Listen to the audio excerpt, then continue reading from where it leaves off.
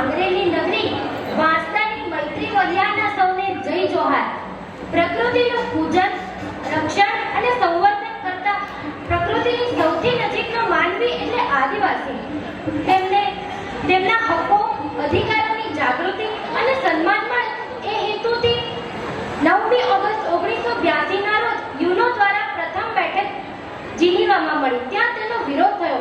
પછી 12 વર્ષના સંઘર્ષ બાદ 9મી ઓગસ્ટ 1994 ના દિવસે આજના દિવસે વિશ્વ આદિવાસી દિવસ તરીકે ઉજવવાની માન્યતા મળી। ત્યાર પછી 9મી ઓગસ્ટ 1995 થી આજનો દિવસ ઉજવાતો આવ્યો છે।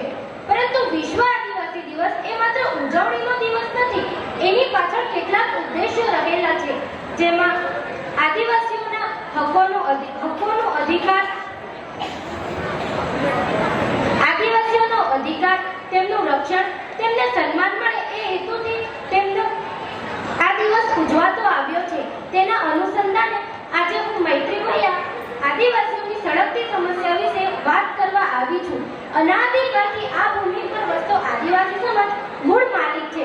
વિદેશી પ્રજાના દમન અને અત્યાચારને કારણે ભોગ બનેલ આ સમાજ પહાડી અને જંગલ વિસ્તારમાં વસવાટ કરવા માટે સ્થળાંતર કરી ગયો।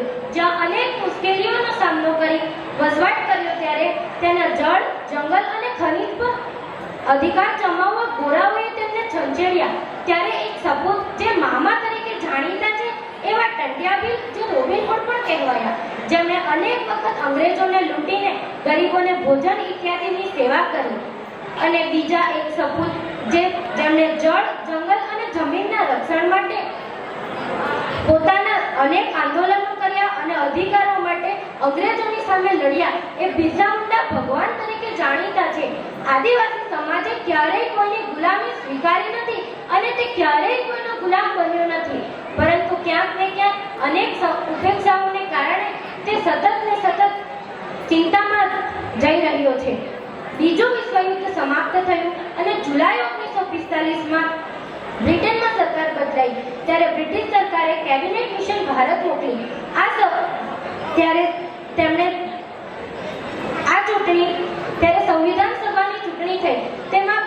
તેમાં આદિવાસીના માત્ર 2 સભ્યો ચૂંટાયા, ડોક્ટર જયપાલસિંહ મુંડા અને ગુણસફા લકડા। ત્યારે ડોક્ટર જયપાલસિંહ મુંડાએ સંવિધાન સભામાં પહેલો સવાલ એ કર્યો કે 80% આદિવાસી વસ્તી ધરાવતા દેશમાંથી માત્ર 5 કે 6 સભ્યો કેમ?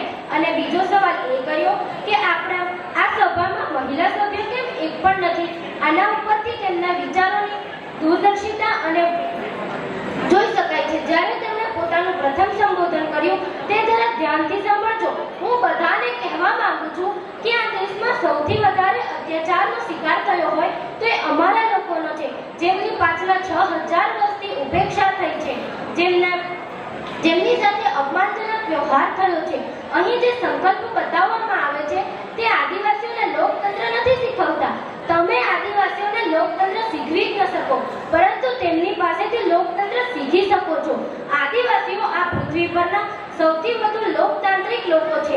તેમણે કહ્યું, હું વિશ્વાસ રાખું છું કે હવે પછી જે નવા અધ્યાયની શરૂઆત કરવા જઈ રહ્યા છીએ, જેમાં બધા એક સમાન હશે, સૌને સમાન અધિકાર મળશે, એક પણ નાગરિક ઉપેક્ષિત ન હશે, સમાજમાં જાતિવાદને સ્થાન ન હશે, પરંતુ અંતે તેમણે ગર્વથી કહ્યું, હું એક આદિવાસી છું અને મને એનો ગર્વ છે કે હું જંગલી છું।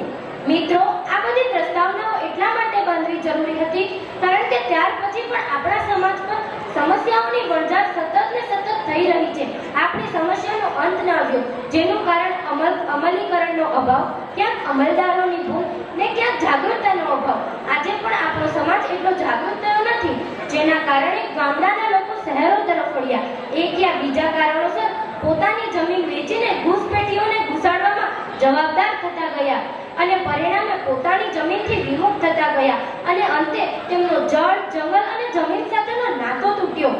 આજની યુવા પેઢી આપણી સંસ્કૃતિને અપનાવતા શરમ અનુભવે છે, જે આપણી માટે સારી બાબત નથી। આજે આપણે જોઈએ તો આપણા સમાજમાં લગ્ન, મરણ કે અન્ય પ્રસંગો આપણા રીત રિવાજ મુજબ થતા નથી અને આપણી સંસ્કૃતિ ભૂલાતી જઈ રહી છે। ઇતિહાસમાં નજર કરીએ તો શિક્ષણ માત્ર વણિકોનો અધિકાર હતો, શિક્ષણ માત્ર બ્રાહ્મણોનો અધિકાર હતો, શિક્ષણ હસ્તક્ષેપ કરી જ ન શકતા. આજે તો એકલવ્યના ઉદાહરણથી આપણે પરિચિત નથી. ડોક્ટર બાબા સાહેબ આંબેડકરના સંઘર્ષો વિશે કોણ જાણતું નથી? કર્ણની સ્થિતિ વિશે કોણ જાણતું નથી? ઝલકારીબાઈ જે 1857માં દુર્ગા સેનાનું પ્રતિનિધિત્વ કરીને રાણી લક્ષ્મીબાઈના પોશાકે રણે ચડી, આજે નાના નાના બાળકો પણ જાણે છે. ખૂબ લડી મરદાની વો તો ઝાંસી વાલી રાની थी, પણ સાંભળજો, जाकर रण में ललकारी थी वो झांसी की झलकारी थी, गोरों से लड़ना सिखा गई, इतिहास में झलक रह गई, वो भारत की नारी झलकारी थी, वो भारत की नारी झलकारी थी.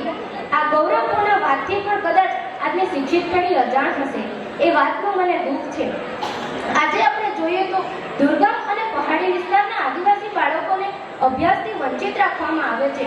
ત્યાંની સરકારી શાળાઓમાં ભૌતિક સુવિધાઓ ભરપૂર છે, પરંતુ શિક્ષણની ગુણવત્તામાં અભાવ જોવા મળે છે, જેના કારણે ખાનગી શિક્ષણને પ્રોત્સાહન મળ્યું, જેમાં ગરીબ પરિવારના પરંતુ માનસિક રીતે સક્ષમ વિદ્યાર્થીઓ અભ્યાસ કરી શકતા નથી, પોતાની પ્રતિભાને આગળ લાવી શકતા નથી. આ બધી બાબતો પરથી સ્પષ્ટ થાય છે કે આજે પણ આપણા સમાજમાં જમીન વિમુક્તતાની સમસ્યા, આરોગ્યની સમસ્યા, પેશા એક્ટ 1996ના અમલીકરણની સમસ્યા જેવી અનેક સમસ્યાઓ સતત ને સતત સળગતી રહી છે. મિત્રો, સમસ્યાઓ હતી, છે અને રહેશે, પરંતુ તેના સમાધાનનો ઉપાય પણ આપણી પાસે જ છે. માટે હું મારા સમાજને કહેવા માંગુ છું, મીટ ન માંડ તું આકાશે, મીટ ન માંડ તું આકાશે, મેઘ મહેરની હેલીની તું ધરતી પુત્ર છે તરાનો, માર ઠોકર જલધાર થશે, માર ઠોકર જલધાર થશે.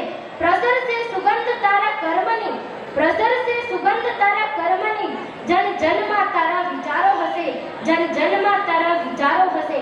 હામ રાખ આવી જ હૈયે તું, હામ રાખ આવી જ હૈયે તું, આ દેશનો વિધાતા થશે. તું ઓળખ તારી પ્રતિભાને, તું ઓળખ તારી પ્રતિભાને, તું શેર છે શમશેર છે, તું શેર છે શમશેર છે, તું એકલો નહીં, તું એકડો છે, તું એકલો નહીં એકડો છે, તું એકલો નહીં એકડો છે, તારા વિના બધું શૂન્ય છે, તારા વિના બધું શૂન્ય છે. અંતે હું મારા સમાજના દરેક વ્યક્તિને કહેવા માંગુ છું, खुदी को कर बुलंद इतना की, खुदी को कर बुलंद इतना की, हर तकदीर से पहले खुदा बनने से खुद पूछे, बोल तेरी रजा क्या है. આ પંક્તિને દરેક વ્યક્તિએ સાર્થક કરવી પડશે. અસ્તુ. જય આદિવાસી, જય જોહાર.